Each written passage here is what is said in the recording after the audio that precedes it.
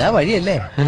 ആത്തെന്തായിരുന്നു പരിപാടി? അമ്പലത്തിലൊരു വഴിപാടിന്റെ കാര്യം പറഞ്ഞ വഴിപാടായിരുന്നല്ലോ, നല്ല കാര്യമായിട്ടായിരുന്നല്ലോ. തോന്നിയ ദിവസം പറയുന്നത്. തോന്നിയ ദിവസം കാണിച്ചിട്ട് ആ പാവം ജവാന്റെ ഫോട്ടോയില് മാലിട്ട് ചന്ദനത്തിൽ എത്തിക്കണോ അല്ലേ? പുരുഷേട്ടനെങ്ങാനും അറിഞ്ഞാ പിള്ളേച്ചന്റെ ഫോട്ടോയില് മാലിട്ട് ചന്ദനത്തിൽ എത്തിക്കേണ്ടി വരും. വീട്ടിൽ വെച്ച് ചതറിക്കും. നാട്ടുകാരെ വിളിച്ചു കൂട്ടിട്ട് മോൻ എന്ത് കിട്ടും? എനിക്കൊന്നും കിട്ടില്ല, പിള്ളേച്ചന് കിട്ടും. നല്ല അസല് പുതുക്ക്. വലിയ നിലവിലുള്ള ആളല്ലേ, എല്ലാരും ഒന്ന് അറിയട്ടെ എന്ന്. നീ എന്റെ മാനം കളയരുത്. നിനക്ക് എന്ത് വേണേലും ഞാൻ തരാം. എന്ത് തരും? എന്ത് വേണം? അച്ഛന്റെ കയ്യിൽ നിന്ന് കള്ളക്കണക്ക് എഴുതി വാങ്ങിച്ച കുരുടിമുക്കിൽ 25 സെന്റ് സ്ഥലം. അയ്യോ മാധവ, അത് അയ്യോ മാധവ, അത് എഴുതി തരൊന്നും വേണ്ട. അവിടെ ഇത്തവണ എനിക്ക് വിത്തറക്കണം.